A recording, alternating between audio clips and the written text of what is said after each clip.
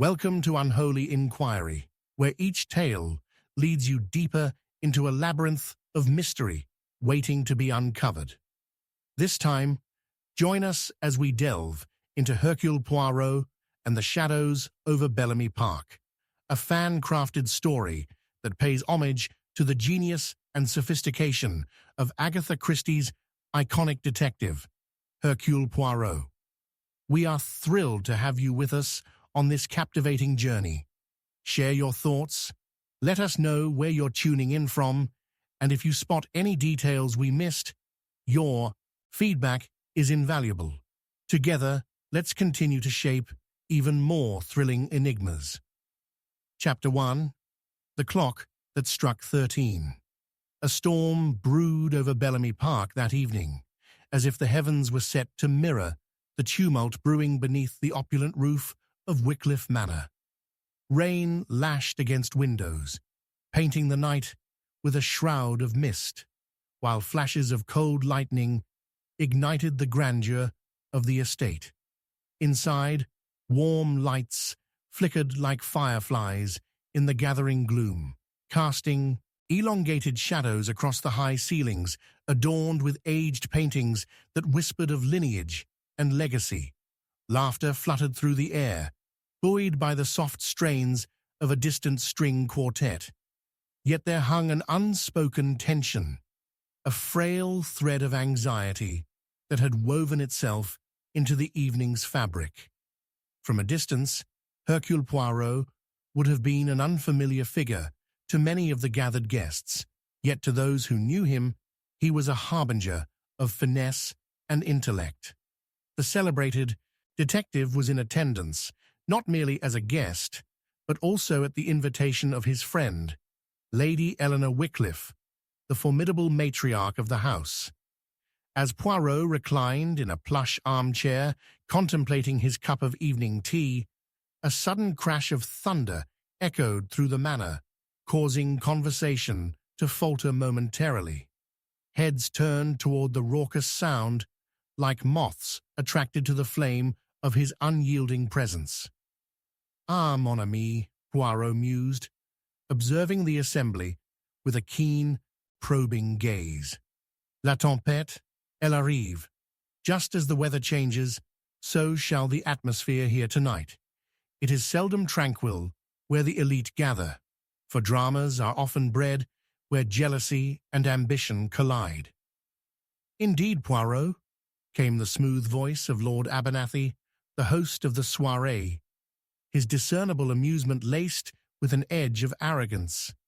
"You, of all people, should know that the characters of a play are often entwined in a web of their own making, and what a web fastened within these aged walls." As if the clock had conspired with the storm to punctuate his words, the grand timepiece upon the wall announced the hour with a series of deep, resonant chimes. Each peal bled into the next until rather abruptly it rang a 13th note, a jarring anomaly that silenced the crowd. The sound echoed ominously like a sinister prelude, and laughter evaporated, replaced by wary glances and muted gasps. Before anyone could utter a word, a blood-curdling scream split the air, a sound so chilling that it seemed to vibrate through the very architecture of Wycliffe Manor itself. Guests exchanged horrified looks, a cacophony of confused whispers cascading through the room. Followed by a quickening rush, several individuals gravitated toward the sound, leading to the closed door of the study. Lady Wycliffe, her face pale, ushered them forward, her voice quivering. "What is going on? Lord Abernathy is in there. He might need help." With precise calm, Poirot stepped ahead, his analytical mind racing as he turned the knob of the heavy oak door. He hesitated before entering, absorbing the scene that unveiled within. The study was wrapped in smoke and shadows, the fireplace smouldering with dying embers. There, amidst an elegantly appointed room filled with leather-bound tomes and rich mahogany, lay Lord Abernathy sprawled on the deep Persian carpet, lifeless and enigmatic. The room was locked from the inside, a curious detail that elicited half-furtive glances from the guests who formed a trembling cluster in the doorway. Poirot moved closer, ignoring the suffocating weight of horror that clung to the air. Death bore an ugly face, and although Lord Abernathy was a man of consequence, he had succumbed to something far darker than the storm outside. The detective's gaze swept over the body, black ink blooming upon the papers scattered near his hand.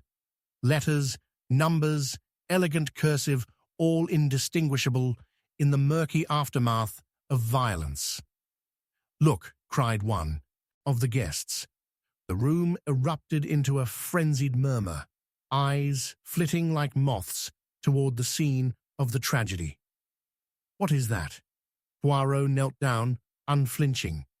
With precision, he noted the pointed shadow of a letter opener protruding from the Lord's chest.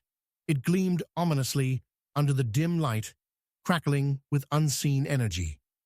The attacker had struck swiftly, an act of surprise now writ large across the countenance of the deceased, as he forever bore witness to the treachery of this night. "Regard ici," Poirot announced, fingers gently tracing the ink stains on the paper. "There are words here, and perhaps an important revelation to be drawn. Letters addressed to a lady, yet unmailed. Monsieur Abernathy had secrets indeed." He glanced back at the assembled guests, gauging their responses. One individual was particularly ruffled. It was Charles Merryweather, the Lord's business partner, the furrows of anxiety cutting deeply into his brow. "We had a disagreement earlier," he confessed, voice strained, "but I would never harm him. You must believe me." "Ah, mon ami," Poirot replied gently, a glimmer of insight igniting behind his piercing eyes. "It is not just the loudest voices that reveal the truth. Remember, the quiet storms often bring with them the most devastating gales." An uneasy silence enveloped the room as Poirot moved toward the doorway, the remnants of emotion still sizzling in the charged atmosphere. With each step, he could almost hear the unspoken truths brewing beneath the polished facades of the manor's guests. Each harbored motives, perhaps even resentments, but as his mind danced over the possible suspects, he offered no immediate reassurance. Rather, he allowed the ripple of uncertainty to settle around them, and then a chilling wind ushered through the space like a whispered omen as Poirot turned. The clock on the mantel ticked loudly, a mocking reminder of the time they had lost. "Messieurs et mesdames," he said with sharp clarity, "the hour is late, and yet our investigation has just begun. One thing remains clear. When the clock strikes 13, it signals not only an unexpected hour, but a revelation, a truth yet to surface. But for now, I implore you, hold your tongues, for one amongst us walks the line between friend and foe." As he spoke, quietly, the clock's needle shifted towards midnight, and outside, thunder crashed once again. Sensing the finitude of the moment, Poirot gazed toward the windows, obscured by the storm, as if daring the rain to reveal its secrets. The tension wound tighter, framing a taut portrait of despair and resolve. With those final words echoing, he turned back to the gathering at the door. There was murder afoot, and within this tumultuous night, one critical fact screamed to be acknowledged. The villain was cunningly among them. Chapter 2. The Letter That Arrived Too Late. The storm that had raged with fervor only moments before now seemed to thrum low and dangerous, laying an uneasy hush over Bellamy Park. Rain continued to drizzle against the grand window panes of Wycliffe Manor, every drop a reminder of the chaos that had unfolded within mere moments of unbroken merriment. Poirot stood, a solitary figure amidst the fraying tension, still processing the resounding shadows left by Lord Abernathy's untimely demise. As the gathered crowd of guests trembled in a collective shock, whispers twisted through the air like ghostly serpents, each one carrying the weight of speculation and dread. Poirot's meticulous gaze scanned the faces, attempting to unearth hidden emotions swirling beneath the surface. Suddenly, the heavy oak door swung open, admitting the imposing figure of Inspector Hughes, drenched from the rain that seemed incessant. "Mon ami," Poirot greeted him, raising a hand, his expression a mix of concern and curiosity. "Have you come upon a revelation in this tempest of sorrow?" "Not quite a revelation," Inspector Hughes replied, shaking droplets from his hair like an agitated dog, "but rather a curious piece of correspondence just arrived, an unaddressed letter from the village post. It's addressed to Lord Abernathy, though it seems to have been delayed considerably." "A letter?" Poirot's interest piqued. The very notion provoked a stirring in his analytical mind. Still conscious of the animosity blanketing the room, he immediately gestured for Hughes to proceed. "May we see it, mon ami?" Hughes produced an envelope, its edges tattered as if it had travelled through the depths of the stormy night itself. Poirot took it from the inspector's hands, contemplating the faded ink and impression left by the postmark. The jagged edges added to the sense that this communication had been both a guardian of a truth and a harbinger of calamity. With the guests still huddled at the doorway, their breathless anticipation clung to the air. Poirot carefully opened the letter. The smell of damp parchment filled his nostrils as he began to read aloud, his voice rich and unwavering. "Dear Lord Abernathy," he began, the room hanging on each syllable. The contents unfolded allegations of financial deceit, rumors of embezzlement intertwined with a threat. "I have evidence that could ruin everything you've built." The ink trembled with a sense of urgency. "I will come to you at the next full moon." As the chilling statements reverberated through the air, the atmosphere shifted with palpable tension. The guests exchanged anxious glances, each face revealing a slant of disbelief, thoughts sparking within the confines of their minds. A suffocating silence ensued, broken only by the sound of the wind outside, howling through the trees. Poirot lowered the letter delicately, observing the effects of its language upon the assembly. "Here we have a tapestry woven with words tinged by betrayal," he proposed, "an expression of dread from one who fears exposure, but who has a stake in these twisted games of trust and comfort." Charles Merryweather, still standing rigidly among the onlookers, cocked an eyebrow. "I fail to see how a mere letter could shed light on a murder. We all know that Abernathy was not a man to suffer fools lightly." "Ah, but that is where you err, mon ami," Poirot countered. "It is often the quick dismissal of unease that leads us to underestimate our associations. Consider this. Who amongst us stood to gain or lose from the unravelling of Abernathy's facade?" There was a murmur among the guests, a vibration of tension, like a taut string ready to snap. The grand hypocrisy of social pretense emerged from behind painted smiles, and the tension in the room thickened as Poirot's gaze landed on Lady Wycliffe. "Lady Eleanor," he said, his tone shifting now to a sharper edge, "you were the host of this soirée, yet it was your husband's dark side that birthed this letter. Tell us, what can you divulge about Abernathy's dealings with the villagers, the very community from whence this letter emerged?" Lady Wycliffe her demeanor composed but her voice shaking slightly, replied, "Lord Abernathy faced numerous dealings that displeased certain members of our local society, land disputes, financial inequities, but I never imagined he had enemies fierce enough to threaten him publicly." Poirot noted the flicker in her eye, a shift that suggested more than mere concern over her late friend. It hinted at an affiliation of unspoken fears and lingering resentments. It was the instinct, he knew, that drove most to dark corners when shadows loomed. Before he could probe further, however, an urgent voice broke through the thickening fog. A young servant, soaking from the external storm, approached hesitantly. "Excuse me, sir. I've just been told there's a man at the door, clamming about Abernathy's death." "Who is this man?" Poirot's interest swelled. "An old villager, sir," the servant stammered. "Says he's come with news." Panic rippled through the room like a stone dropped into the ocean.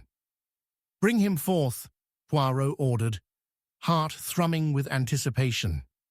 But as the servant departed, unease surged amongst the guests. In that tight moment, with memories of Lord Abernathy's lifeless body etched into their minds and the aroma of loss heavy in the air, Poirot felt the pieces beginning to align. What of the villagers living on the canvas of Wycliffe's grandeur?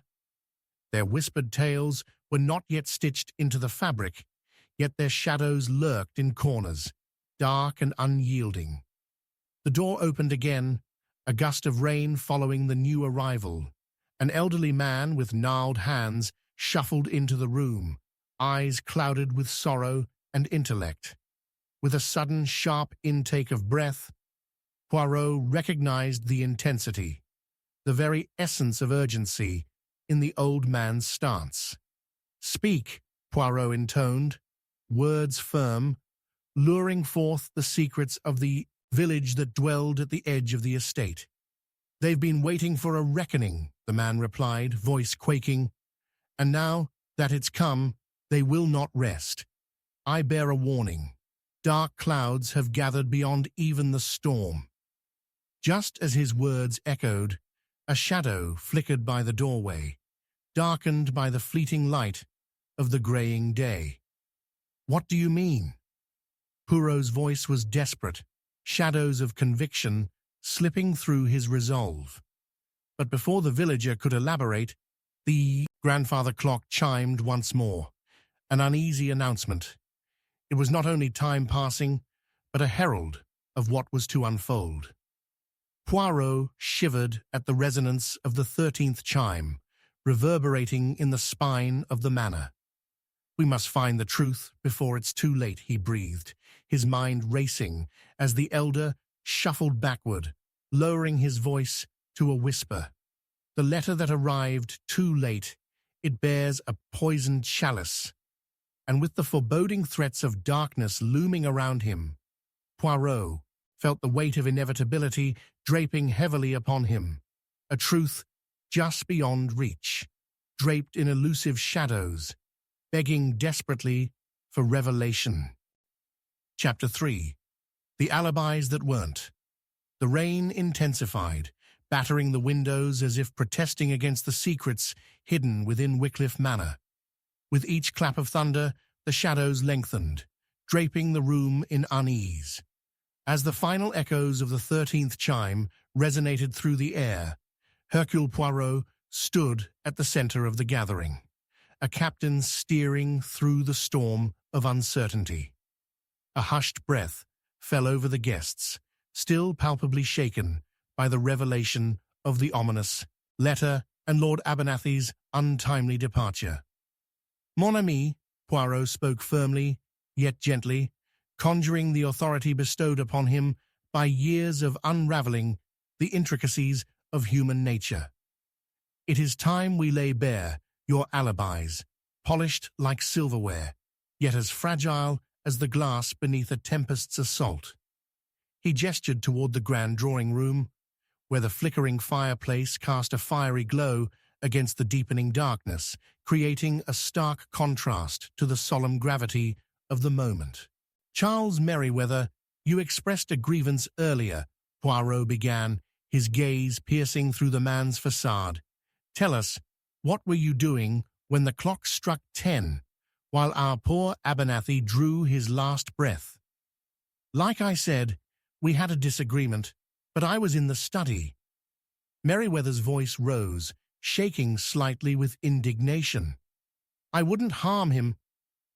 "Ah, but what of the time between your quarrel and the tragic end?" Poirot interjected, drumming a finger against his chin as he scrutinized the man. "The silence of alibis can often betray a deeper truth." Merryweather swallowed hard, the sheen of sweat glistening on his brow. "I was alone," he finally admitted, though the weight of his words rang hollow in the air, a fragile excuse that barely withheld the perceptions of those listening. "Lady Wycliffe," Poirot turned to the hostess, drawing attention away from Merryweather. "What about you? What say you of your whereabouts during this dark hour? Did you not escape to the parlor for fresh air?" I was merely checking on the tea service," she replied, her composure faltering as her eyes darted to the other guests. "I promise you, I did not leave the room." "Until you returned, indeed," Poirot mused, his hands clasped behind his back as he paced the perimeter of the room. "But who else entered or departed while you tended to this meticulous task?" As Lady Wycliffe wrung her hands, Poirot's gaze shifted towards Inspector Hughes, whose brow was furrowed with contemplation. "Inspector," Poirot urged, "what of your search for witnesses in the village? Surely there were points of contact, perhaps whispers of wicked intentions that might narrow our scope." "Only the old man with news, but his claim regarding the villagers grew murky under scrutiny," Hughes replied, his voice rich with apprehension. "They fear repercussions from Abernathy's dealings more than they fear him. It's a tapestry of silence, woven tightly around their dread." Just then, as if summoned by the tension thick in the air, the young servant returned, ushering in the scent of rain-soaked earth and trepidation. "There's a development, sir." The servant hesitated, glancing nervously at the assembled guests before continuing. "A lady from the village claims she witnessed a shadow pass from the south side of the manor just moments before the commotion began." "Bring her forth.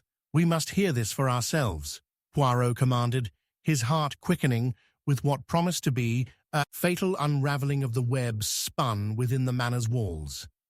As the servants scurried off, Poirot resumed his focus on the clusters of guests huddled together, their expressions etched with uncertainty. He delicately navigated around the scattered chairs, his mind a whirlwind of possibilities. He needed to tighten his grip, to distill the essence of deceit that hovered among them.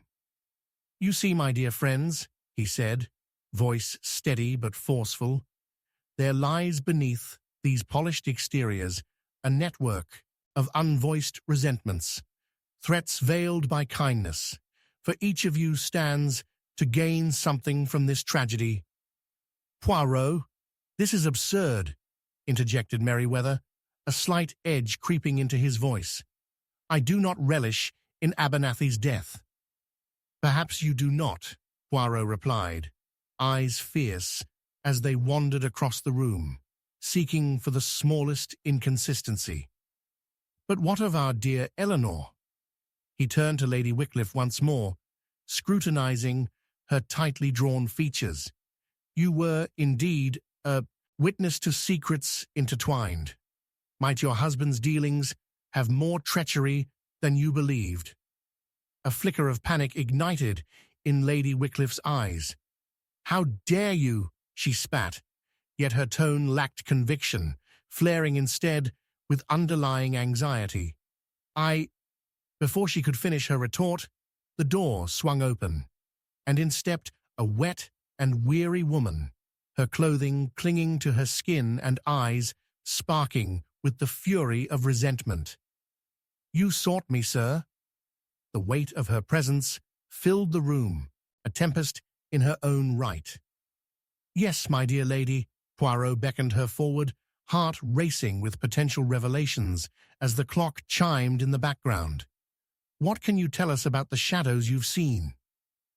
"I saw a figure," she began, her voice trembling, yet resolute. "A man slipped through the gates. He was familiar, yet obscured by the dark, towards the garden just moments before the storm hit. I swear it was—" She faltered, struggling to grasp the name that clung to her like trepidation. The tension in the room heightened as Poirot approached her. "Do you recall any detail? A coat, a hat, or the essence of a familiar perfume?" But before she could respond, another voice erupted into the growing chaos. "Mademoiselle, you cannot be suggesting it was—" Merriweather clenched his fists, his entire form taut with indignation. "Why must you retract? Speak plainly," Poirot urged, nudging for revelation. And then the woman gasped, her pale cheeks reddening as the words dropped like stones. "It was you who sent the letter. Your household has spun a tale too fine." Gasps reverberated around the room as Lady Wycliffe stood rigid, her composure crumbling like brittle glass under pressure. Poirot's intuition ignited with urgency. "No, my dear lady, we cannot lose the thread now. What name stirs within you?" But before she could answer, Merriweather hastily interjected, "No, it can't be—" And then silence. The cold grip of realization settled over them. Poirot turned to face the ensemble, knowing full well that one amongst them had artfully crafted their alibi, intertwined with deception. Amongst polished silver and flaked porcelain, beneath wax smiles, lurked shadows that spoke only lies, and as the clock rebounded, the chime ringing out in ominous echoes, Poirot felt it within his bones. The truth gestured back at him, hidden still behind a veil too drawn tight. With a final sense of foreboding, the guests huddled together, observing but not daring to contemplate the calamity unraveled, frayed yet palpable before them. "Tomorrow we will find the answers," Poirot asserted, resolve igniting anew, knowing with unwavering certainty that the unfolding truth would shatter the darkened hearts surrounding him. As the final flicker of hope dimmed against the gale, Poirot felt the mountain of realization rising beneath their intertwined motives. There, in the storm's wake, awaited grim revelations begging to surface, whispering secrets too expansive to contain. Confrontation was inevitable. Tomorrow revealed not only the buyers of betrayal, but perhaps even the hands that wielded it. Chapter 4. The Will That Was Never Signed. A sudden hush fell upon the gathering as the wind howled outside Wycliffe Manor, followed by a bone-chilling clap of thunder that vibrated through the aging walls. It was a night heavy with foreboding, the rain battering against the windows like urgent knocks of destiny demanding entry. Poirot stood amidst the assembled group, eyes narrowed, his mind churning with possibilities warmer than the tempest outside. The fire crackled fiercely, its flames casting flickering shadows that danced upon the pallid faces around him. "Mon ami," he began, holding the weight of their attention, "a storm brews over not only the skies, but over the very foundations of what is at stake." He glanced purposefully at Lady Wycliffe, her elegant form seemingly a fragile facade amid the rising tensions within. "We have unearthed whispers of shadows cast by a missing will, a key to unlocking fortunes and motives entwined." The room crackled with unease as the heavy implications of his words sunk in. A brisk cough punctuated the silence. It was Merryweather, his usual bluster drained, revealing the churning of anxiety within. "Missing? Surely you must be mistaken, Poirot. Abernathy would have been most meticulous in such matters." "Ah, but was he?" Poirot retorted, a gleam of precognition lighting his eyes. "Perhaps he wished it so, or perhaps someone ensured its disappearance. Consider, my dear Charles, who among you would suffer should the will reveal a change in fortune?" The tension fluctuated as faces shifted, the flicker of uncertainty blooming like a flower under the weight of suspicion. Poirot advanced, unearthing the straightforward truth amid the thrumming heart of a waiting storm. "Let us remember the elder's warning, the poisoned chalice," he continued, focusing keenly on Lady Wycliffe. "Did you not say earlier that this was all to remain under wraps?" Her eyes widened, a mix of indignance and veiled guilt washing over her. I gave no such indication. Abernathy was a man of many considerations. "More than you may perhaps wish to reveal," Poirot declared, turning away from her defensive posture to address the others. The bodies around him shifted uneasily, and he marked their movements carefully. "This day has revealed a tragic loss, yet what of its aftermath? By the law, every soul present today is a potential beneficiary. Who stands to gain?" His words hung thickly in the air, their meaning sinking low like stones in a lake. As if on cue, Inspector Hughes interjected, his voice a grainy whisper. "Rumors swirl amongst the villagers. There were discussions about Abernathy's affairs, but none dared to speak out." "Exactly. It is the silences that breed the most treachery." Poirot exhaled, the gears of his mind shifting with the gaining momentum of revelations. "We need not only the conditions of a will. This is not merely about inheritance.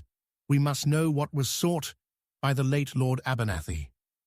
Just then, the young servant from earlier re-entered, her eyes wide and earnest, soaked from the downpour outside. "Sir, pardon me. I was told to fetch you." "Fetch me what, my child?" Poirot inquired, impatience crackling like the storm. The heir, Miss Emily Abernathy," she stammered, twisting the edges of her apron nervously. "She is missing. No one has seen her since the gathering began." A collective gasp slipped through the assembled crowd, colored by disbelief. Poirot's heart quickened, racing, through implications that spun like the storm encircling them. "Could it be," he murmured, feeling the adrenaline thrumming in his veins, "that her absence carries a deeper weight? A will unwritten reflects not only the heart of the donator, but perhaps a conspiracy to rob the heirs of their due." "Do you think she knows something?" Merryweather interjected, his voice low and edged. He leaned closer to Poirot, eyes flickering with the knowledge of a man who harbors hidden motives. "She could be hiding, or perhaps—" He hesitated, a veil slipping as he grappled with his own thoughts. "She's been taken?" Poirot leveled his gaze at Merryweather, noticing for the first time the nervous twitch of his fingers, clenched tightly to the edge of the chair. "What a fascinating suggestion, Charles. Yet I fear not all paths lead to the grotesque reveals you imagine. Perhaps it is Emily herself, holding the key to the will's disappearance. And does this panic, this frantic urge to conceal, stem not only from Lady Wycliffe and yourself, but also from the fear of being discovered?" A murmur echoed throughout the room as the whispers intensified. The rain lashed at the windows, furious as the tempest outside. "You live in darkness, friends. One cannot see the truth when shrouded in shadows this deep. If one heir is gone, others Before he could finish, yet another interruption cut through the dense atmosphere of apprehension. The heavy oak door swung open, and a figure stepped in, a drenched woman, her hair slicked to her forehead, face pale with urgency. "I've found her," she gasped, clenching a soggy scrap of paper in her hand. She ran to me, frantic and terrified. "Who? Where is she?" Poirot demanded, his heart leaping with desperate anticipation. "She asked me to hold this," the woman replied, extending the paper, revealing scrawled hand, damp and smeared. "A note from Miss Abernathy. It speaks of treachery, of a hidden place." "What does it say?" Poirot was close now, aware that the revelation would turn the whole room upside down. "It speaks of a location, of where—" The woman faltered, breath hitching as she caught her breath. As she unfolded the paper, the shadows of the room swelled with sudden dread, and her eyes glimmered with realization. "It is of the old chapel in the Folly, she claims—" Suddenly, darkness fell around them, the candles flickering out as a gust of wind rushed through the room, snuffing out all light. A heavy silence embraced the group, thick with apprehension. Poirot felt the oppressive weight of the moment clenching around him. "Mon ami," he said steadily, "I believe we are about to uncover what truly binds this estate together. It is time we followed this thread in the hidden web of Lord Abernathy's affairs." As the storm raged on outside, the room buzzed with an electrifying tension. A collective breath held as they awaited the insight that might just shatter their tightly held secrets and unravel the tale woven with deceit. "Tomorrow," Poirot declared with resolute vigor, "we shall pursue the truth within that chapel, for surely it holds not just the key to a missing will, but the very threads of the legacy that binds us all." And as the distant bells tolled ominously, echoing through the creaking manor, Poirot knew that they had merely grazed the surface. In the shadows, pooled secrets, old and dark, that were desperate to resurface, igniting the flames of conflict and culminating in one titanic confrontation. Chapter 5. The Shadows That Lurk. The storm howled once more, a ferocious beast seeking entry into the hallowed halls of Wycliffe Manor. The rain lashed violently against the windows, drumming in rapid tempo, a fitting score for the tension mounting within. In the heart of this turmoil, a sudden chilling scream broke through the cacophony, freezing Poirot in his tracks. His acute instincts fired to life, the detective's heart racing even faster than the wind outside as he dashed toward the source of the cry. "Mon Dieu, what has happened?"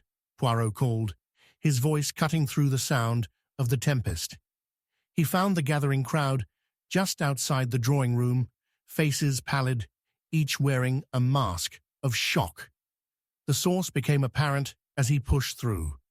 There lay the young maid, Abigail, her hands shaking as she clutched a crumpled piece of linen stained with dark crimson. "Sir," she stammered, her voice quavering. In the window, there, even as her finger pointed, Poirot's keen eye had already caught sight of it, a shadow, shifting unnaturally amid the swirling sheets of rain outside. It slipped behind an ancient oak tree before fading from view, an unexplained figure flitting through the darkness like a spectre. "Emily!" Lady Wycliffe screamed, the name tumbling from her lips like a desperate prayer. "She is in danger. What if that was her?" "Settle yourselves, mes amis," Poirot commanded, his gaze steel, commanding their attention. He would not yield to panic. "We must not act without thought. Abigail, what have you seen?" The terrified maid replied hesitantly, "Only a glimpse, sir. a figure near the study window, moments after the lights went out. It moved as though it were watching us. "Inspector Hughes," Poirot's voice thundered, sharp with urgency. "You must organize a search, post-haste. There may be a shadowy figure lurking still. Be careful, for I suspect this storm harbors not just winds of nature, but the winds of treachery as well." The inspector nodded briskly, hastily rallying several men ready to venture into the relentless downpour. "Tell us," Merryweather interjected, now sweat beading his brow, tension creeping around him. "What danger do you know? We are not safe here, Poirot. We must leave the estate." Poirot narrowed his attention to Merryweather, weighing the strange intensity in the man's eyes. "And what do you wish to run from, Charles? Speak plainly, for it is only in clarity that we will go forth safely." Merryweather mumbled an incoherent denial, while Lady Wycliffe's face paled further, as if the accusation began to settle around her shoulders like a shroud.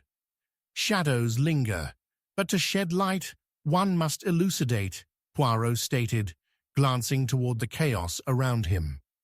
He noted the shifting of bodies and the whispered exchanges, thickening the air with suspicion. Did anyone hear a struggle? Did anyone witness further? Speak now. The room descended into a near hush, each person reluctant to break the quiet. Finally, it was Inspector Hughes who spoke up, returning with urgency. "We have started our search," he confirmed, though his tone spoke of reluctance and uncertainty. "Though the winds are fierce, we will march at every corner." As Hughes rallied his men to search the grounds, Poirot's mind hitched on a thought. "Abigail," he urged, "take me to the window from where you first saw the figure." The maid nodded almost dumbly, and a knot of grim unease formed in Poirot's stomach as they approached the window together. The glass was foggy and wet from the ever-persistent rain, but as he peered outside, Poirot noticed something strikingly odd amidst the disarray of the garden: a set of fresh footprints, barely visible in the mud. "Interesting," Poirot murmured, trailing his fingers along the moist panel of the window. The tracks led toward the old chapel, faint but discernible, curling just out of sight through the shade of the trees. "Yes, yes," Abigail exclaimed, her voice filled with both wonder and confusion. "I noticed something strange there, sir." "Then come," Poirot urged, excitement threading its way through his voice, despite the danger. "We must ascertain if this shadow extends to our missing heir." He turned swiftly, casting a glance toward each of the remaining guests. "My friends, stay vigilant. Do not allow fear to snuff out your reason. It is there, within the shadows of that chapel, we might just discover the truth concealed behind our dear Lord Abernathy's life." As they ventured into the storm, the crowd followed Poirot's powerful presence, his sharp mind guiding them through uncertainty. The cold rain soaked them, but each footstep was a declaration against the darkness quickly closing in. As they moved, Poirot could not shake the feeling that beneath layers of refusal, not all threats came from the storm.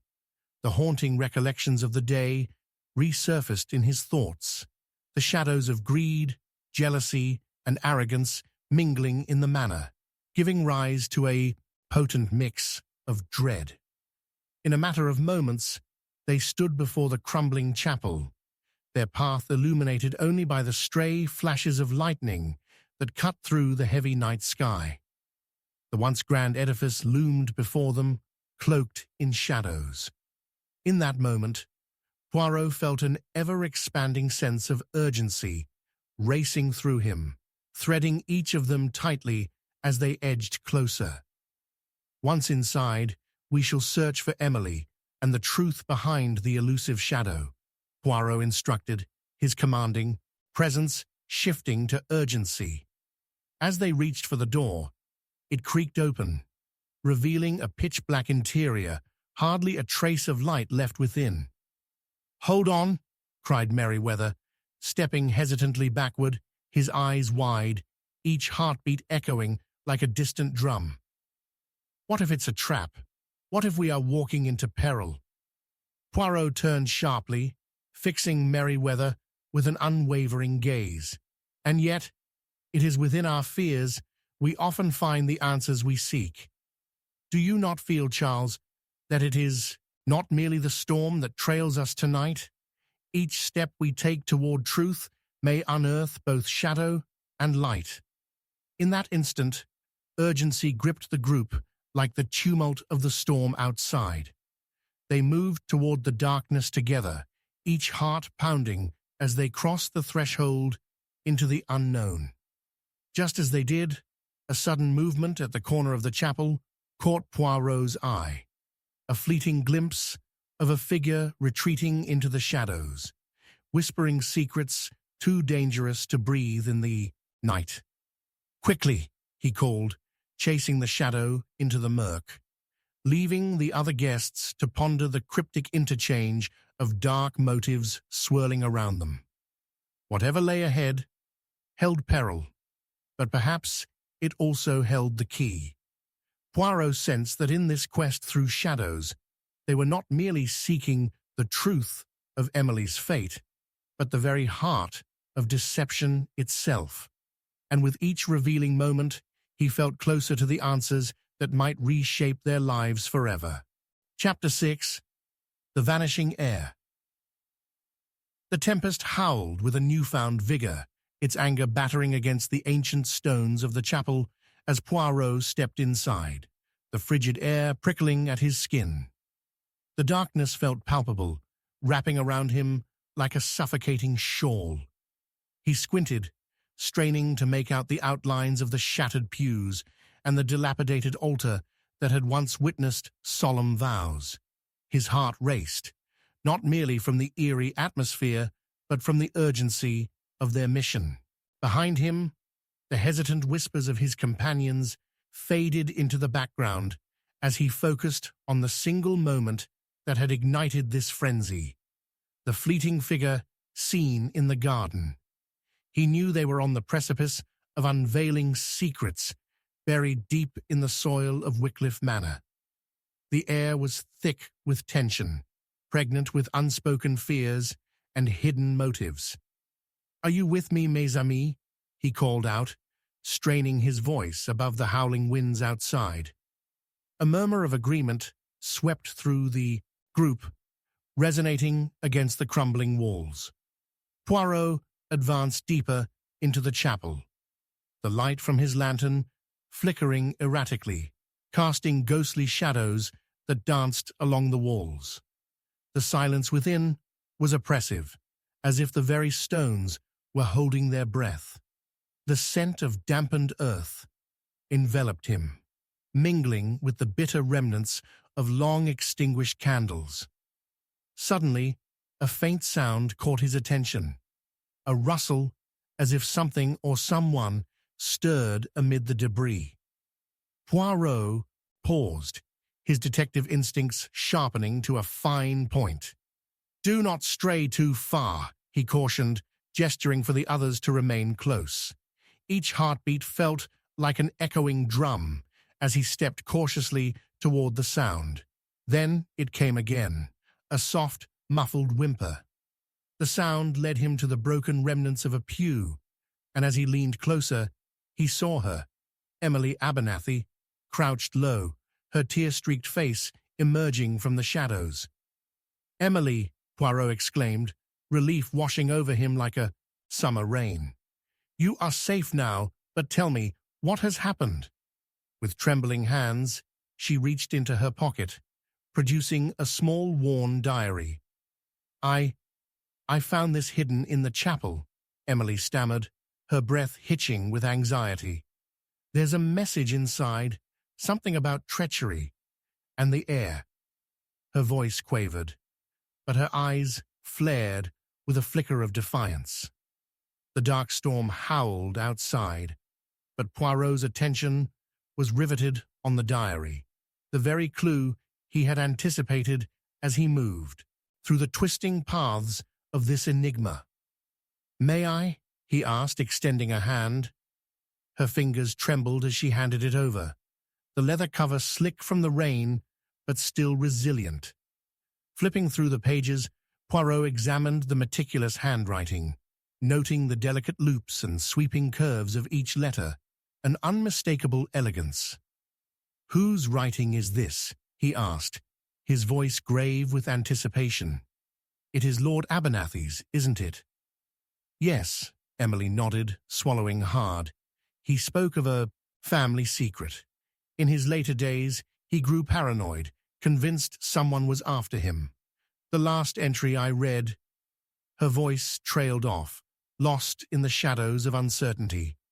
It was broken, incomplete, only that he found it. Beams of dark light pierced through the chapel windows as lightning illuminated the pages, and Poirot's gaze sharpened. "Ah, here," he exclaimed, reading aloud a passage. "Beneath the chapel floor lies a frightful legacy, a fear bound tightly by blood. There are those among us who bear grudges from the past, veiled in the guise of kinship." His brow furrowed with concentration. "This speaks of a hidden motive, dynamic and dangerous." The wind shrieked as it swept through the cracks of the decaying structure, a chilling reminder of the storm outside, and perhaps the storm brewing among the inhabitants of Wycliffe Manor. The inclinations of family enmity, buried beneath layers of respect and love, bubbled to the surface, raw and unfiltered. "But Poirot, what does it mean?" Emily pleaded, her voice quaking. "Who is the threat?" "C'est la question," he murmured, pacing the floor, his keen mind unraveling the implicit threads binding everyone in this indictment of betrayal. A search for answers must reveal the hand that stirs in shadows. We are entangled in someone's plan, but who it may be remains cloaked in the darkness surrounding us. Just then, a sharp noise echoed from the back of the chapel, heavy footsteps, deliberate and ominous. Poirot's heart surged with sudden urgency. "We must move, quickly," he commanded, brandishing the diary before him like a talisman against the impending dread.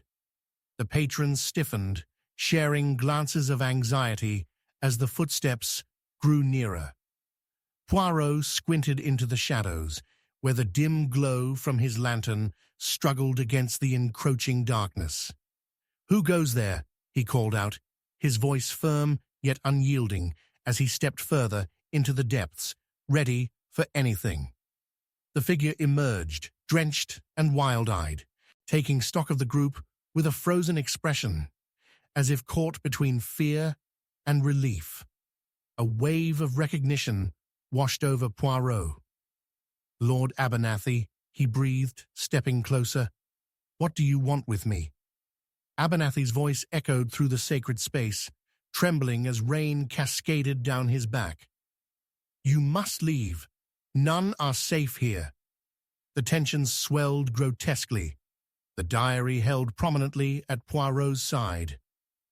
"We seek the truth, my lord," he declared, searching Abernathy's eyes. "You are more than a mere phantom in the night. What you have concealed holds the answers to your past grievances." "Stop!" Abernathy screamed suddenly, the quaver in his voice betraying him.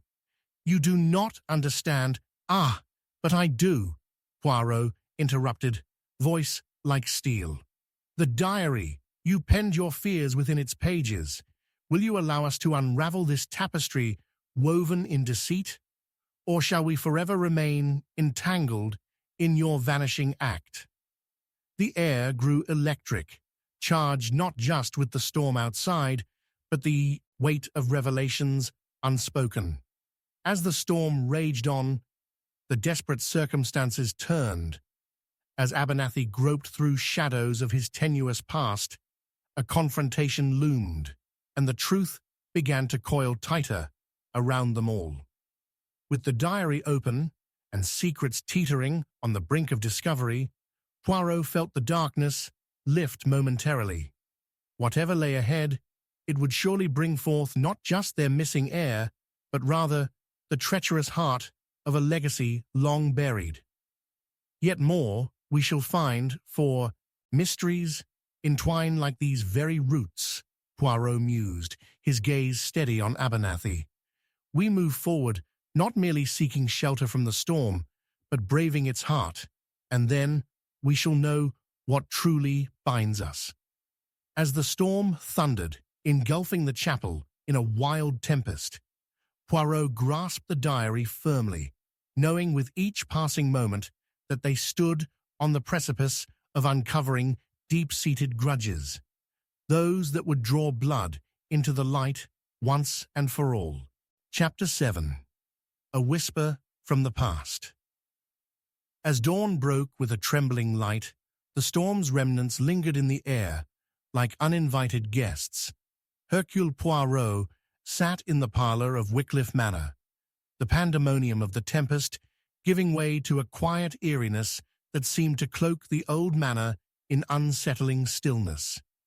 He was absorbed in the entries of Lord Abernathy's diary, flipping through pages that hissed softly as they broke free from the weight of their secrets. The fire crackled to life, its light casting flickering shadows that danced eerie patterns along the walls, yet it did little to dispel the chill that gripped the heart of the gathering. A sudden commotion from the corridor broke his reverie. Poirot's instinct, honed through years of unraveling human motives, sharpened anew as Merryweather bounded into the room, face pale with a mix of fear and excitement. "Monsieur Poirot, you must see this," he gasped, clutching a damp envelope. Poirot rose, curiosity instantly piqued, and his mind whirred. A shrouded mystery rarely presented itself without complexity. "What is it, Charles?" Poirot asked, drawing near as Merryweather extended the letter with trembling fingers. "It arrived this morning, slipped under the door," said Merryweather, his voice trembling under the weight of the unspoken. "An anonymous note." Taking the letter into his own hands, Poirot examined the envelope. It was unmarked, the paper frayed along its edges, imbued with the scent of rain-soaked earth. With a deft motion, he drew out the note. Its handwriting was hurried, jaggedly scrawled, yet unmistakably urgent. "Beneath the whispering stones lies a truth buried deep. The past has returned, and peril shadows the roots of the living. Beware of the heir who walks among you and those who wear masks of loyalty." With a keen furrowing of his brow, Poirot read the words aloud, his voice drawing in the curious onlookers gathered by the crackling fire. "It speaks of an heir. Do you think it relates to our current predicament?" A hush fell over the room. The implications clawed at their collective consciousness. "Emily Abernathy," Merryweather finally murmured, the name hanging heavy. "Her father, he could be the one they mean." "Indeed," Poirot mused, pacing, "but is it fear of the heir that drives them to hide under those masks, or is there a deeper deception tied to the soil of Wycliffe Manor?" The air thickened with tension, the shadows stretching as they held audience with their own apprehension. Poirot's logical mind turned like a cog in a well-oiled machine, discerning connections that remained hidden to lesser souls. The diary held mention of a legacy, enemies veiled in kinship. He turned to Merryweather, his eyes brightening as the thrill of possibility took hold. "But this letter offers us an invitation to dig deeper. There are the desperate and the desperate measures they may take to keep the past buried. I would suggest we locate the whispering stones mentioned." Merryweather hesitated, eyes darting to the rest of the room, where the guests were now knitting together frayed nerves with murmurs of suspicion simmering beneath the surface. And should we involve them, Poirot? Of course. It is in the very nature of a riddle that all must be considered. But caution, my dear friend. Amongst suspicious souls, we must tread lightly, revealing our intent only as necessary. Poirot replied, a sparkle of mischief in his eyes. With a decisive nod, Poirot led the way outside, Merryweather trailing behind. The world outside had transformed into a treacherous morass, remnants of the storm, pooling in dark puddles against the manor's stone facade. The chapel loomed at the edge of the estate, an impending quest, now entangled with uncertainty. Place your trust in no one, Charles, Poirot cautioned as they bounded across the sodden grass. For the whispers of the past linger in the silence, and we may find ourselves unraveling a web that spans generations. They approached the chapel, its gnarled stones heavy with the weight of history. We shall seek the foundation. Anything pertaining to the altar may reveal more than the sacred, Poirot articulated, squinting into the gloomy recesses. An air is shrouded in layers of family lamentations, concealments protective of a more unruly truth. As Poirot bent down to examine the perimeter of the altar, a flash of brilliance struck him. Ah, the floor, Charles. I believe our shattered memories may lie beneath. Carefully, he pressed against the aged wooden boards, revealing a hidden compartment cloaked among years of dust and decay. With dried hands, Merryweather assisted in prying them apart, revealing a hidden chest, locked and ominously silent. Interesting, Poirot noted, brushing away flakes of old timber. This could very well be the repository of naivety or family secrets left to fester.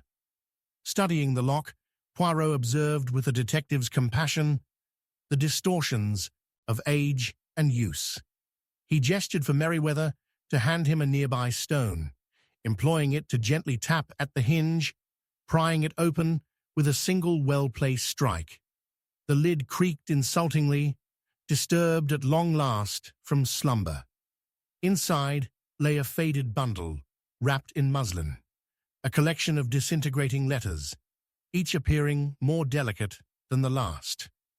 With careful hands, Poirot unfurled the letters as the words glimmered like a fragile echo from the past, revealing glimpses of clandestine bonfires of emotions hidden in the shadows of their lives. Our whispering stones yield their secrets, he murmured, scanning the elegant script. Personal correspondence, the language of a clandestine romance. Merryweather glanced at Poirot with piqued interest. The letters cocooned between their fingers, thick with tension and foreboding. What names? There, Charles, look. Poirot pointed at the smudged ink. A name. Eliza Caldwell, the very companion whose absence might hold the fabric of their tragedy. Conflicted alliances can breed hatred sealed irreparably, leaving only heartbreak to tremor beneath the surface. As he read on, the winds stirred into a dance, bringing with them a call to arms for buried truths. Just then, a distant thud resonated from behind them. A door slammed shut, cutting through the tranquil atmosphere like a knife. Merryweather spun around, eyes wide. "Who is there?" Poirot called, turning sharply, his heart racing as shadows converged on the edges of the chapel's entry. A figure stepped forth, cloaked in the obscurity of the morning light, their identity indistinguishable, a mere silhouette against the heavy backdrop of uncertainty and intrigue.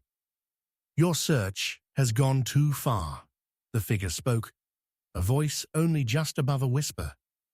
"I suggest you leave the past buried, if you seek to remain unscathed." Poirot's heart raced as he registered the implication of the figure's words. It presented an ambush steeped in foreboding, yet perhaps an unexpected invitation to unravel the events long concealed. But as the figure retreated into the shadows, leaving them once more, Poirot knew they had crossed a threshold from which there was no return. "Mon Dieu," Poirot breathed, "we have now truly unspooled the threads of intrigue." With a fierce determination igniting his senses, he knew they were on the cusp of unlocking the disparate pieces surrounding Emily Abernathy and the legacy tied to her past. The letters, the whispering secrets, everything was threatening to unravel into clarity, and with it, a deeper conspiracy anchored within the tangled arms of Wycliffe Manor. They had to proceed, for everything was now intertwined. Time was running out, and the next chapter of their mystery lay intertwined with everything they thought they had understood. Chapter 8. The Hidden Room. The air was thick with the scent of damp wood and old paper as Poirot and Merryweather entered the library, its high ceilings lost in shadows cast by the flickering flame of a lone candle. The storm from the previous night had left Wycliffe Manor steeped in an unsettling quiet, punctuated by the occasional drip of water from the eaves. Poirot, feeling the weight of unspoken histories all around him, approached a vast bookshelf that presided over the room like a sentry standing guard. "Monsieur Poirot," Merryweather whispered, glancing nervously over his shoulder, "what are we looking for?" "A passageway, Charles." Poirot's sharp mind whirred with possibilities. The diary and letters had led them here, suggesting that the estate was more than mere bricks and mortar. It was a vessel of memories and secrets, for every estate holds echoes. Sometimes they manifest physically. He methodically ran his fingers along the spines of forgotten tomes, taking note of their dust-streaked appearances, a testament to their disuse. "What do you recall of Lady Abernathy? She had her ambitions, did she not?" "Yes, ambitions that often turned to obsession," Merryweather answered, deepening the shadows emblazoned within his own memory. After her husband's death, she devoted herself to preserving his legacy, yet rumor has it, the manor transformed into a prison for her rather than a sanctuary.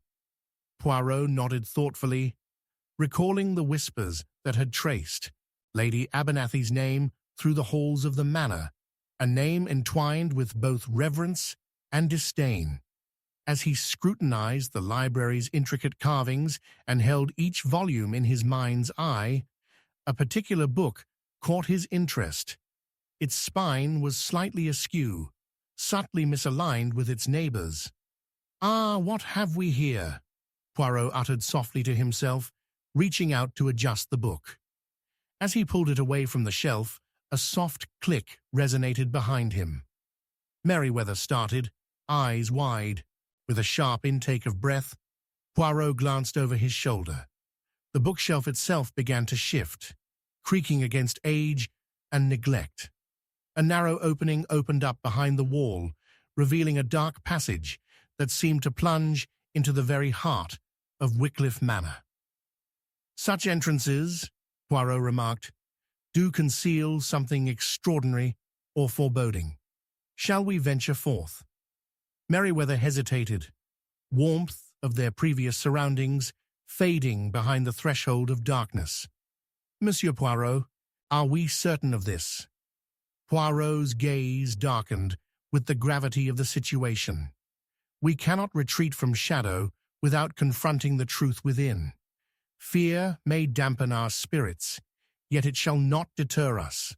I assure you, there exists a particular mastery to unmasking echoes of the past." Gathering courage, both men stepped into the passage, the stale air enveloping them as walls closed in. They moved cautiously, with Poirot raising the flickering candle above to light their way, revealing damp stones that felt like the very fingers of time reaching out toward them. At the far end, the passage opened into a small room filled with unwanted memorabilia, dusty portraits, moth-eaten upholstery, and boxes stacked haphazardly, their contents concealed beneath layers of neglect. "What madness lies here?" Poirot exclaimed, gesturing around the chamber. A table, wobbling with age, sat in the center, its surface cluttered with disorganized letters and faded photographs. The air shimmered with foreboding as Poirot approached the table with reverence. "Ah, the brush of time adds richness to the story," he murmured, sorting through the jumble with care. Merryweather, meanwhile, was captivated by a half-filled ledger that lay precariously at the edge. "Poirot, look at this." With deliberate grace, Poirot moved closer to Merryweather, peering into the open ledger. "What do you see?" "Accounts, debts, and payments," Merryweather read, anxiety narrowing his eyes. "There's a name, Eliza, Caldwell, and another, Abernathy. My God, they seem to have been in financial dealings." "Interesting," Poirot intoned, trailing lower down the page where new entries grew more erratic. Names and numbers swam together. It was clear these quests for money carried implications deeper than mere commerce. Destiny often laces its threads with greed and ire. His fingers brushed a photo, and he pulled it free, revealing a striking image of a young man and woman at a picnic, the sun illuminating their faces. A smile adorned the man's features, while the woman's eyes brimmed with a melancholy that almost seeped through the image. The photograph might offer more than just frozen time, Poirot muttered, scanning the edges where ink had scrawled a name he'd longed to see. "Ah, Emily." Merryweather leaned closer, and Poirot continued. "She and Eliza, the neglected shadows of this family's history, weave a narrative cloaked in betrayal and longing." He held the photograph aloft, like a lantern, guiding them toward truths long concealed. An affair, perhaps? But what of the second party? Just then, a faint sound escaped from deep within the passage, a creaking that vibrated like an echo, rippling through silence, followed by a low murmur that twisted their blood to ice. "Did you hear that?" Merryweather breathed, clenching Poirot's arm with unease. But Poirot stood resolute. "Indeed, Charles, another echo from the past beckons. What weighty truths guard this place? What lesson of lost love and consequences?" He motioned to explore further into the corner as they edged toward a closed door half hidden by shadows. With a gentle push, the door creaked sharply open, revealing a dimly lit chamber cluttered with antiquarian spectacle, old trunks, dusty sheets, and remnants of what felt like memories long forsaken. The air throbbed with palpable tension as something glinted from the corner of his vision.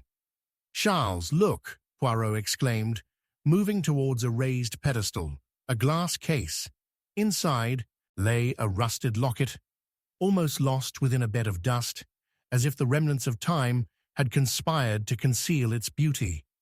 Poirot delicately lifted it, revealing intricate engravings that seemed to pulse with a life of their own. And then he saw it, an inscription barely visible beneath layers of tarnished filigree. "To Eliza, from your beloved." "It speaks," Poirot murmured, his pulse quickening as a connection crystallized. "This is the key, an heirloom steeped in passion but shackled by an ever-tightening noose of secrecy."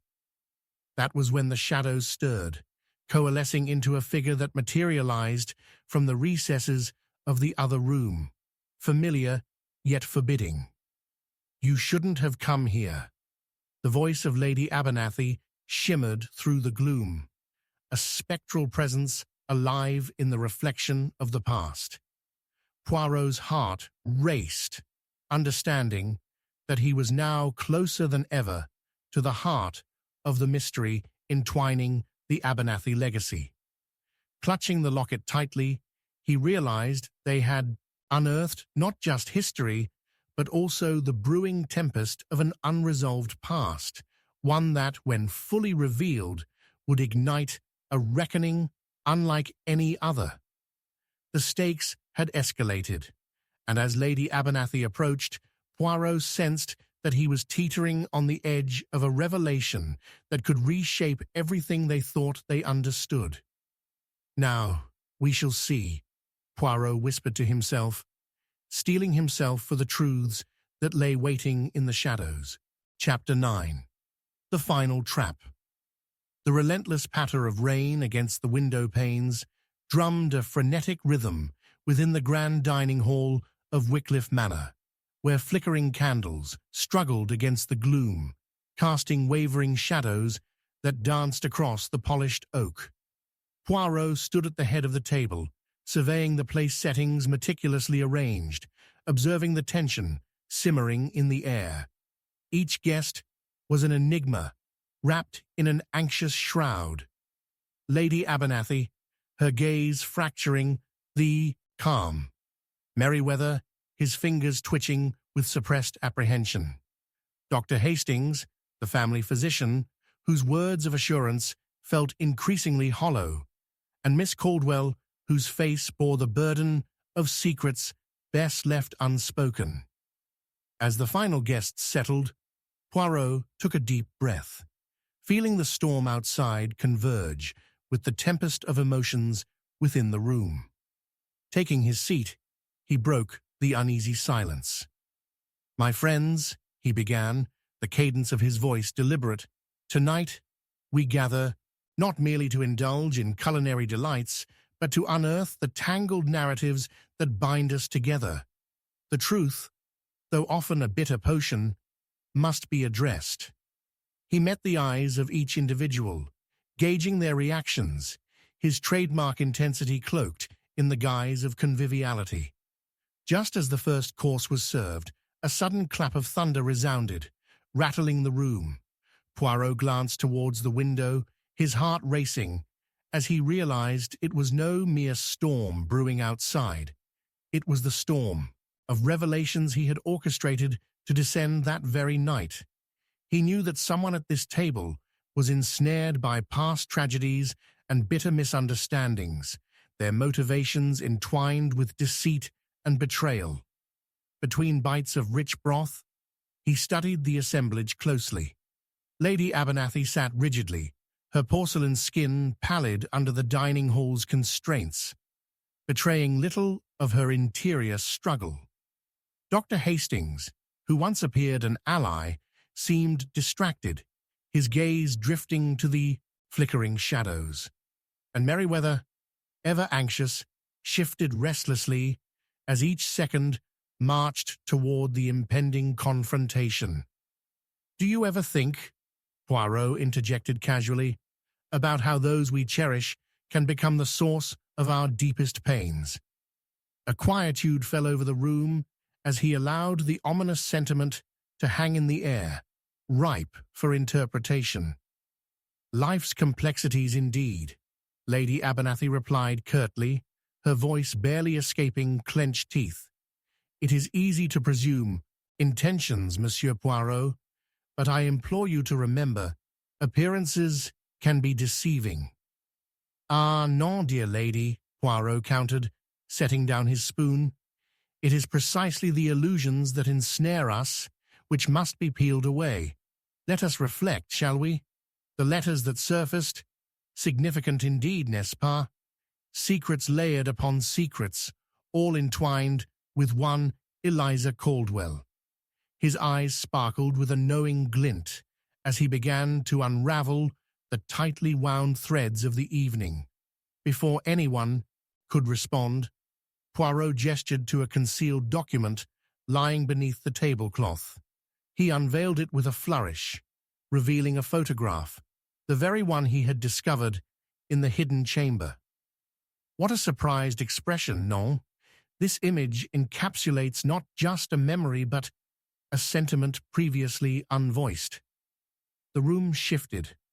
Merriweather drew a sharp breath, while Caldwell's face washed pale. This is not how it appears," she stammered, wringing her hands.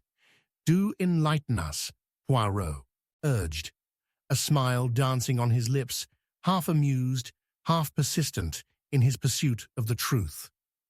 "Your unease serves to heighten my curiosity. Why would a clandestine affair, a connection so imbued with emotion, be met with such trepidation?" He leaned closer, his voice low but steady, for the storm roared louder outside, as if nature itself wished to amplify the tension.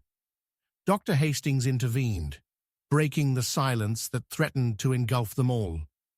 "You must understand, we are bound by the fates of those who came before us. Emily Abernathy's legacy is shrouded in mysteries, ones that should remain untouched." "Ah, but legacy can be a double-edged sword, Doctor," Poirot replied, enjoying how the words danced upon his tongue like fireflies caught in a late summer's breeze. "Shadows linger in those unexamined motives, the ones we would rather bury." He turned again to Lady Abernathy, who visibly tightened her grip around her glass. "Your ambitions for the estate were well known, my lady, but did they weigh heavy enough to crush a marriage, or to conjure deep despair in the hearts of those such as Eliza Caldwell?" Poirot pressed, the questions piercing the tension, thick as ink. Suddenly, the lights flickered, and another crack of thunder echoed through the manor. Despite the chaos, Poirot pushed ahead, keen on striking the final blow. "Then tell me, what force truly divides love from hatred? What ignites such fervor, leaving devastation in its wake?" Reeling from his probing, Caldwell snapped, "You presume too much, Poirot. What do you know of love? Of loss? You wield your intellect like a weapon against those wrought by grief.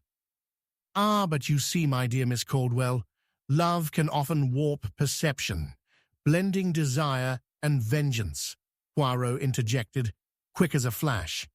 "Shall we explore further your hidden motives?" His words cut through the thick air, leaving an indelible mark. Suddenly, Merriweather lost composure, gripping the edge of the table. "This reckless dialogue is unfurling calamity. You risk everyone's safety." Poirot rose, his figure illuminated by a sudden flash of lightning that split the sky outside. He leaned once more toward the table, the locket now glistening between them, caught in different angles of candlelight. "You see, the locket tells a story, one that speaks of a love unfulfilled, a promise edged in secrecy. Is this tale not worth the unraveling?" The air was electric as revelations loomed ahead. He stood before them, resolute, yet vulnerable in his quest for the truth. Just as he opened his mouth to delve deeper, a gasp echoed through the hall. A shadowed figure stood in the entrance, silhouetted by the tempest raging outside. "Stop," came the voice, low yet arresting, the authority unmistakable. The room turned to face the interruption. Poirot's heart raced as he recognized the voice. It was the very spectre they had kept unearthing all along. "Lady Abernathy, no," he urged, realizing too late that the foundations of their trap had begun to crumble. But it was not Lady Abernathy's figure waiting there to expose everything that cascaded into view. Instead, it was a masterful deception, a final trap that undid them all, where no one anticipated the true hidden hands guiding the darkness. In that electrifying moment, the pieces teetered on the edge of revelation, each crack of thunder resonating with the echoes of centuries past. Now, We await our denouement, Poirot whispered, an exhilarated marionette, amidst the storm's chaotic dance, aware the final act was about to unfold with stakes higher than any had imagined. The trap was set, and past and present converged in a whirlwind, leading them all further into the unknown. It was then that he discerned the major clue glinting at the edge of shadows. Not just a whisper of the past, but the echo of a crime waiting to unfurl. With breath held and eyes flashing with determination, the real unraveling was about to commence, and even Poirot felt the pulse of each relentless thunderclap echoing the stakes at hand. Chapter 10. The Web of Deceit. The door swung open with a quiet creak, and the storm outside howled like a wounded beast. Poirot stood still, his brow knit in concentration, as the flickering candlelight danced upon the terrified faces of his audience. Lady Abernathy, Merryweather, Dr. Hastings, and Miss Caldwell were caught in the cycle of unease that resonated throughout Wycliffe Manor, their secrets trailing behind them like shadows in a dimly lit corridor. The air crackled not only with electricity, a portentous storm rending the sky, but also with the kind of anxiety that can lead to dire consequences. Each of you, Poirot began, his voice smooth yet commanding, stands on a precipice, your lives intertwined by threads of deceit. Before the evening concludes, one of you shall be laid bare, your motives and grievances exposed to the light. He stepped forward as another clap of thunder shook the manor. Who has woven this web around us? Who amongst you bears the greatest burden of the past, the one that set this dread in motion?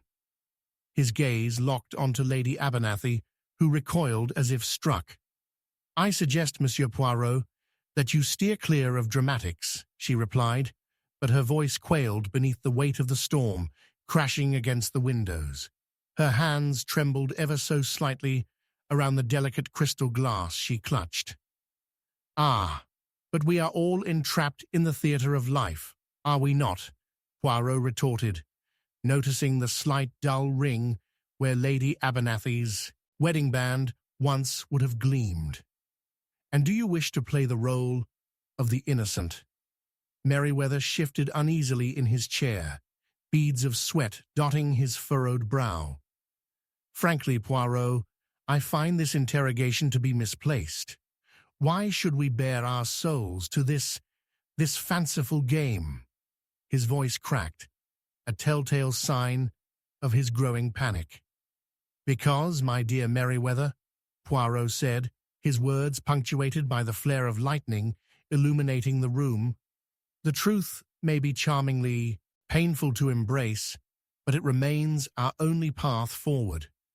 He held up the rusted locket, allowing the candle's flicker to ignite its patina. This little trinket bears witness to the love it once housed, but now it serves as an anchor to a tragedy unseen, a tragedy that has drawn us all into this treacherous ballet. Miss Caldwell leaned forward, her expression shifting between anger and despair. It was Eliza's fault. She played with hearts, tangled them, and her words faltered as newfound fury took hold. You have no idea what she did. You presume to unearth my history, but you have to understand, she was a serpent. A serpent? Poirot echoed with intrigue, his brows arching like the bell of a clock. Perhaps your resentment is misdirected, Miss Caldwell. History often embellishes the truth in favor of the living. I have known Eliza long enough to understand the darkness that resides in her heart. Caldwell shot back defiantly, her eyes gleaming with unshed tears. Just as I know the depths of my own. After all, betrayal leaves a searing scar. Dr. Hastings cleared his throat, attempting to rein in the turmoil that threatened to engulf the room. We all have our shadows, Miss Caldwell, but I cannot allow personal vendettas to mar the reverence owed to our departed. Eliza meant more to my practice than just another patient. She was a friend. Friendship can be a dagger cloaked in silk, Poirot observed coolly, redirecting the focus. And you, Hastings, seem to tread a fine line between caring and— "Do not speak of caring, Poirot," Hastings thundered, slamming his palms on the table with a force that reverberated against the wooden surface. "You think you can dissect our lives like some peculiar insect on a pin? We are people, not mere puzzles for your amusement." "Precisely so," Poirot replied, his voice rising above the din. "People riddled with grievances, unfulfilled wants, and, dare I say, potential for malice." At that moment, a sudden flash of lightning illuminated the hallway outside, illuminating a figure standing at the threshold. It was the elderly housekeeper, Mrs. Danvers, her face pale under the glow. "Madame, you must come quickly. There's been an incident." Poirot felt the abrupt shift in atmosphere, like the tightening of a noose around the neck of his carefully constructed denouement. "What has happened?" "Emily Abernathy. She's collapsed in the library. We cannot rouse her," Mrs. Danvers stammered, glancing fearfully at the assembled tumult. "Do we truly think this mere coincidence?" Poirot posited, allowing a moment of tension to stretch thinly across the group. "Or is it a harbinger, where secrets are ripe for plucking?" Without waiting for a response, Poirot motioned for the group to follow. As they wound their way through the dimly lit corridors, the tension that had built in the dining hall now reached a choking zenith. He replayed the evening's dialogue, the unspoken words and guilty glances, probing for the sinister undercurrents that lay beneath. Upon reaching the library, Poirot found Lady Abernathy collapsed near the hearth, her features ghostly pale. Hastings rushed to her side as Merlin shook, muttering about fate's cruel hand. Poirot's eyes roamed the room, noting the dusty bookshelves lined with volumes of forgotten wisdom. Then a glint caught his eye. Dropping to one knee, he approached the hearth, where a letter lay half-burned, smouldering among the ashes. As he inspected it, the gravity of his discovery took hold. This letter," Poirot murmured, lifting it carefully. "It bears the handwriting of Eliza Caldwell. It holds the key to her last sentiments, and perhaps a motive that runs far deeper than what we have unearthed." "What does it say?" Lady Abernathy, recovering slightly, interjected, her voice trembling. Poirot's heart raced as he turned the letter in the light. "It speaks of regrets, of a love unhinged, but can it not be interpreted as a plea?" He glanced up at the crowd, their faces rife with panic and curiosity. Who is half in love and half in fury, a veritable recipe for devastation. As Poirot pieced together the threads, he felt the collective dread of Wycliffe Manor settle into a weighty malaise. Tension suffused every corner of the room, each breath a countdown, until someone would break beneath the pressure of exposure. "It is time to lay all cards on the table," Poirot proclaimed, resolute. "Tonight, we shatter the illusion of harmony shrouding the Abernathy legacy, and mark my words, the strings of this web shall entangle the you-all." The finality of his words hung in the air thickly, and Poirot knew they had reached a boiling point. Each suspect was trapped, caught in the killing style of their own desperation that had brought them to this haunted hall, the storm outside raging on. Just as the silence descended, another loud crash reverberated through the manor, this time closer. Everyone turned toward the looming shadows flanking the door. A piercing scream sliced through the night, and as the palpable dread mounted, Poirot felt the web of deceit around him tighten like a noose, threatening to constrict until the painful truth burst forth. In that moment, he knew the final act was upon them, and the revelation lay cloaked just beyond the threshold, waiting to spring forth like a savage predator. "Now, we await our reckoning," he whispered, his heart thrumming with both dread and exhilaration, for the heart of the mystery was at last poised to reveal itself in the storm's fierce embrace. Chapter 11. The Confession. No one heard. The storm outside had reached a violent crescendo, rain hammering the windows of Wycliffe Manor like vengeful spirits demanding entrance. Inside the library, shadows intertwined with the flickering candlelight, creating a tableau of tension. Poirot's senses were heightened, every minute detail demanding his focus: the despairing gasps of Lady Abernathy, the palpable fear in Merryweather's eyes, Dr. Hastings pacing like a caged animal, and Miss Caldwell, whose fierce defiance now morphed into a brittle quietude. "Listen closely, mes amis," Poirot directed, his tone a mixture of urgency and uncanny calm. "It is amidst the thunder that confessions may come forth, unbidden. Secrets, like the rain, cannot remain hidden forever." Just then, a soft, tremulous voice broke the long-held silence. It was Mrs. Danvers. Her usual composure shattered, she stepped further into the room, her eyes wide, glistening with unshed tears. "It is I who must speak," she stammered, her frail frame shaking as she clutched an object in her hands. "I have been a servant in this house for too long, a silent witness to the dark undercurrents that tug at its heartstrings."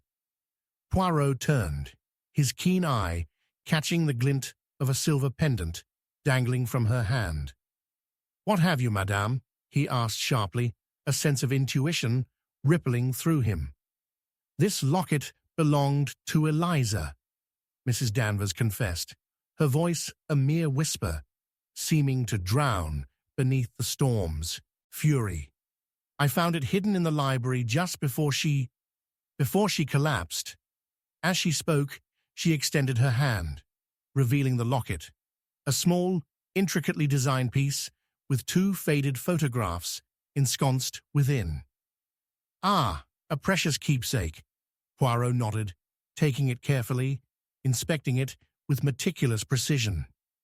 "Contents often reveal more than one might assume. Would you not agree, Mrs. Danvers?" She nodded slowly, wringing her hands. It was not just for sentiment. Eliza wore it the night she became entangled with those she should have stayed away from.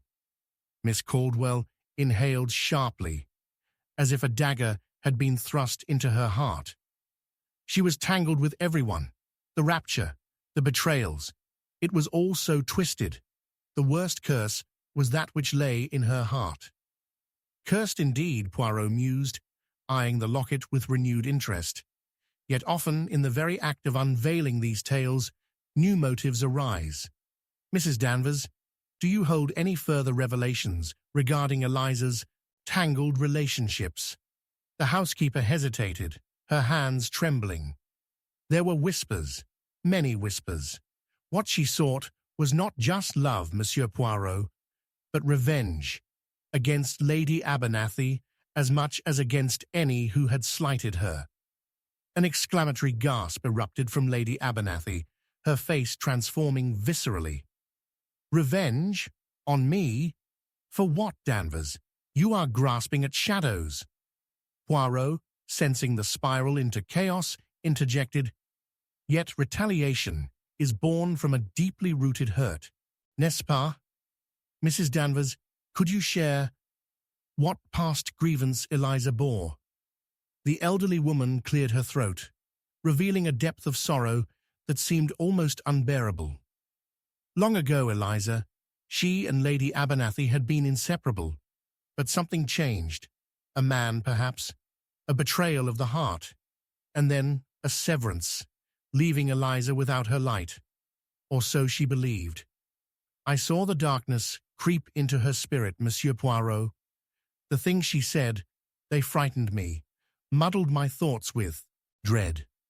And this man? Poirot pressed, feeling the momentum of a revelation unfolding. Who was he?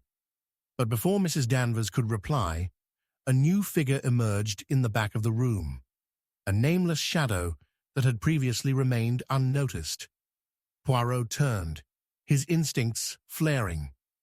"Who is this?" he asked, peering into the dimness. A silhouette inched closer, moisture clinging to damp clothes. It was Merryweather, his hands raised in exasperation. "Stop.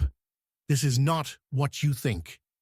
"But I must think," Poirot replied icily, "and you must account for yourself." "It was Eliza. She was dangerous. You don't understand." Merryweather's tone wavered with panic. "It was she who stirred the pot, who implored—" "Implored what?" Poirot's voice cut through the storm with a precision that seemed to silence even the thunder.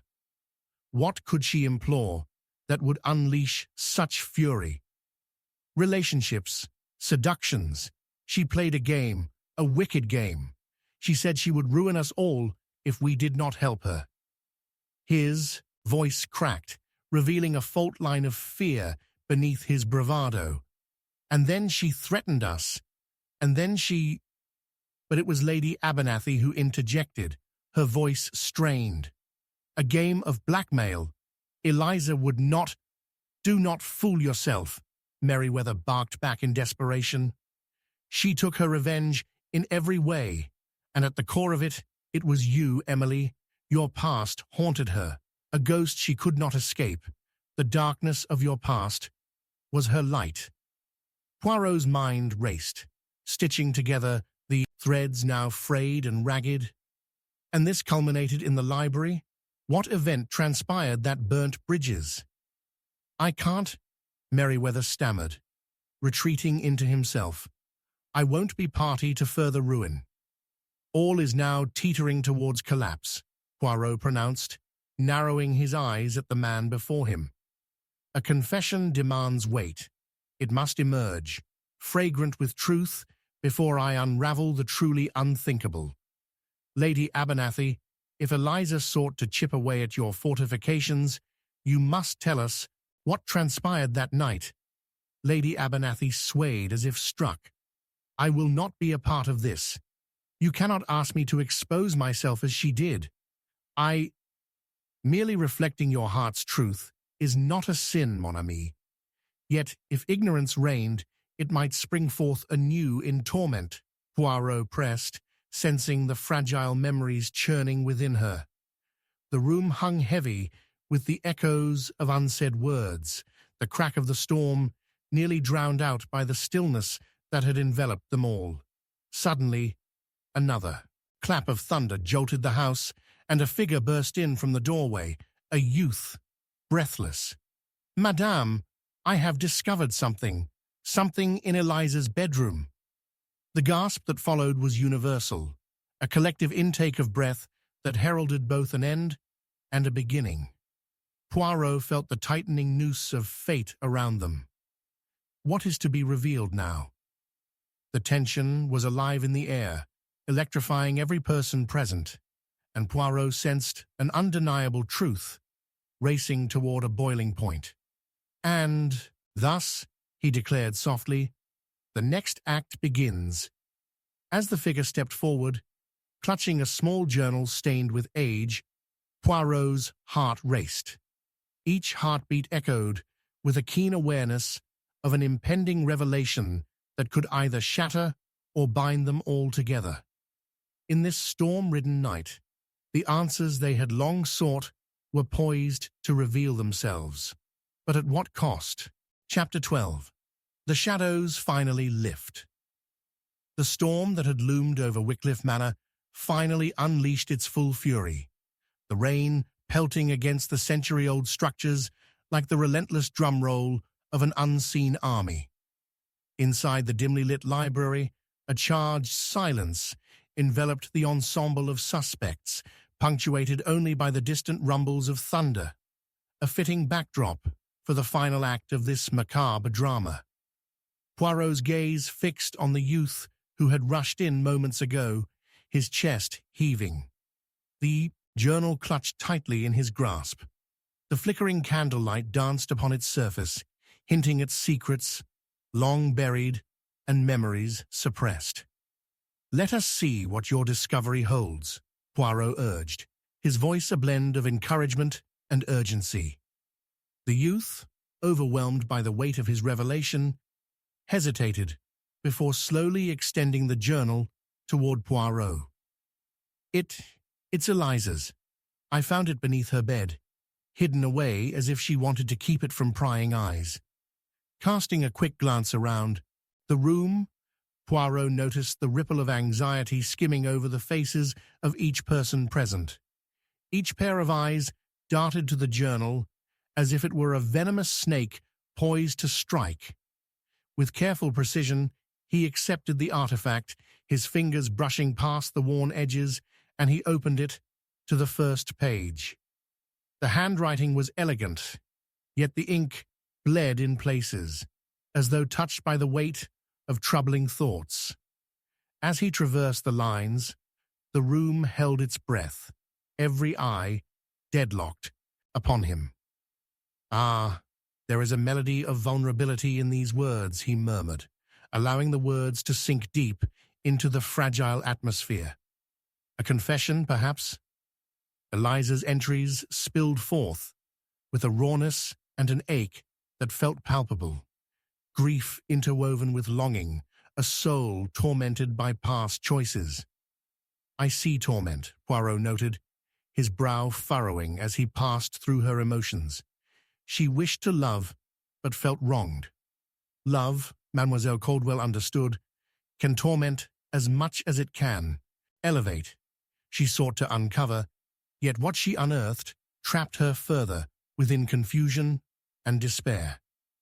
"And yet," Poirot continued slowly, "within this anguish lies a confrontation with Lady Abernathy." He scanned further, eyes narrowing, revealing the passage where Eliza's feelings teetered dangerously close to the precipice of wrath. "You see here, she declares that if she were to fall, she would take others with her, an echo of vengeance, prompted by her suffering." An uneasy murmur swept through the gathered assembly.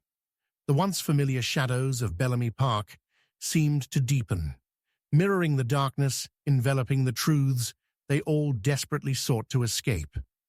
Lady Abernathy clenched her hands, each knuckle showing white against her skin as she fought against the rising tide of shame. "What was she playing at?" she interjected, her voice faltering. "She toyed with the lives of so many unaware of the consequences."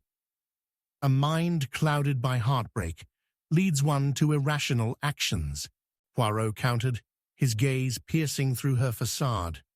"But what of your part in this tapestry, my lady? What truth lies beneath your carefully composed exterior?" The flicker of rage ignited behind her eyes. "You presume too much, Poirot. Eliza's threats were nonsensical. She had no avenue." "Ah, but she did. She found her avenue through you, my dear. A world steeped in regret is a fragile world. Your early affections might have birthed a monster, one that now seeks to burn down all that remains." Poirot's words were taut like a bowstring, ready to snap. While Lady Abernathy recoiled, Dr. Hastings, watching from the shadows, slammed his palm onto a nearby table. "Stop this madness. Eliza was no victim. She was manipulative. If she conspired against us, she had her reasons." Poirot turned to Hastings, curiosity piqued. "And what reasons might those be? Do tell. Did you not suffer Eliza's ire yourself?" Hastings hesitated, swallowing hard.